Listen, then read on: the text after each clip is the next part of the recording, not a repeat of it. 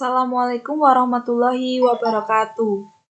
Di sini saya akan menjawab soal UAS nomor 1A dengan presentasi berjudul Resiko Keamanan Terhadap Perusahaan Bidang Cloud Computing. Sebelumnya, perkenalkan nama saya Indah Dewi Anggreni, NIM A7101884, kelas B.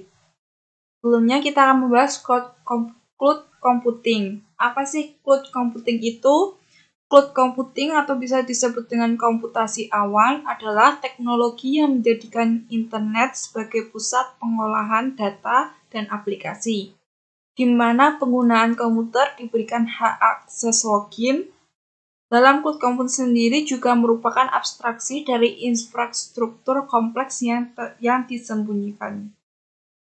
Cloud computing bekerja secara client-server yang menggunakan protokol web browser. Nah, adapun aset dari cloud computing itu terdiri dari software, hardware, data, dan firmware.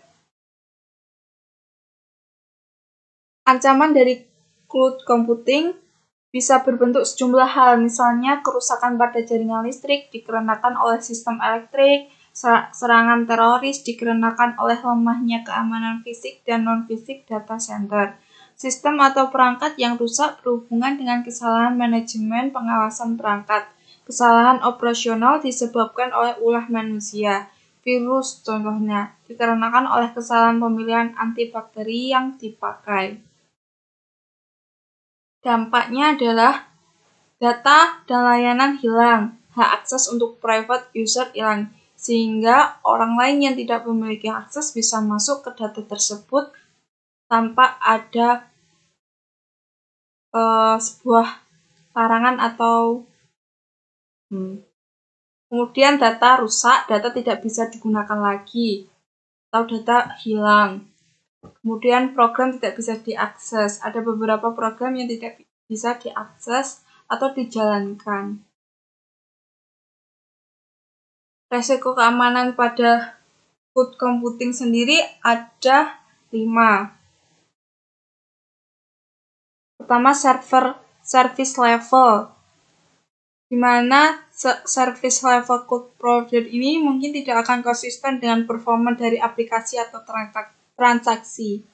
Hal ini mengharuskan kita atau user untuk memahami service level yang dapat mengenai transaksi respon time, data protection, dan kecepatan data recover. Kemudian ada privacy. Privacy ini adalah usaha kita untuk tidak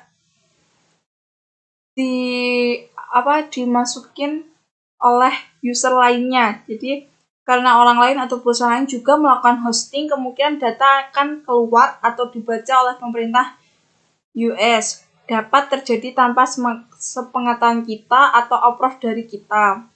Kemudian ada compliance, juga harus memperhatikan regulasi dari bisnis yang kita miliki. Dalam hal ini secara teoritis, cloud service provider diharapkan dapat menyamakan level compliance untuk menyimpan data di dalam cloud tersebut.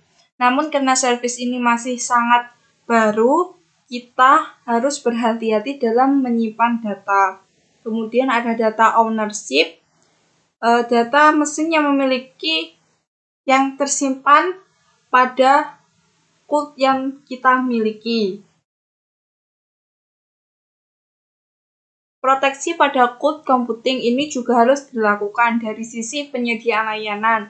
Pertama, terus meningkatkan keamanan jaringan atau networking infrastruktur menggunakan firewall dan SSD. Kedua, mengaplikasikan beberapa end-to-end security protection. Ketiga, mengupdate antivirus, sehingga bisa mencegah atau memproteksi cloud computing yang kita miliki.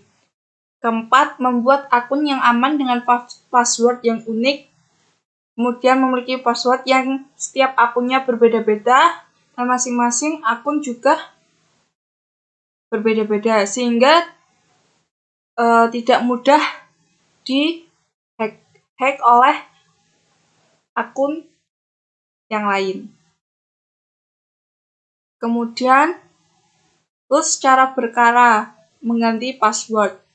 Rutin secara berkala kita mengganti password sehingga kita juga dapat memproteksi cloud computing kita. Terakhir, selalu logout jika menggunakan gadget bersamaan. Nah, contohnya kita selalu logout yang ada saat kita menggunakan di laptop, sesudahnya kita harus juga logout ke laptop itu. Jadi tidak ada hacker yang akan meretas data kita. Contohnya dari serangan ini pernah terjadi pada server DNS pada Jumat 21 bulan 10 2016 jam 7.10 UTC menyebabkan sejumlah layanan online besar menjadi lambat bahkan tidak dapat diakses. Serangan ini terbilang cukup fatal karena server DNS digunakan oleh banyak nama besar seperti GitHub, Twitter, Spotify, dan lain-lainnya. Serangan ini merupakan serangan paket data yang menyerang ke server, membuat server semakin melambat. Bahkan jika terlalu besar mengakibatkan server tumbang. Menurut laporan Ars Technica, serangan ini terjadi 2 kali, namun pihak DIN dapat mengatasi masalah tersebut.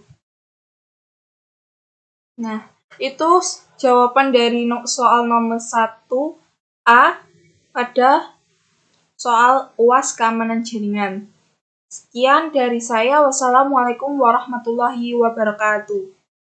Gue sampai contohnya belum? Wes disebut nggak? Aku lali coba.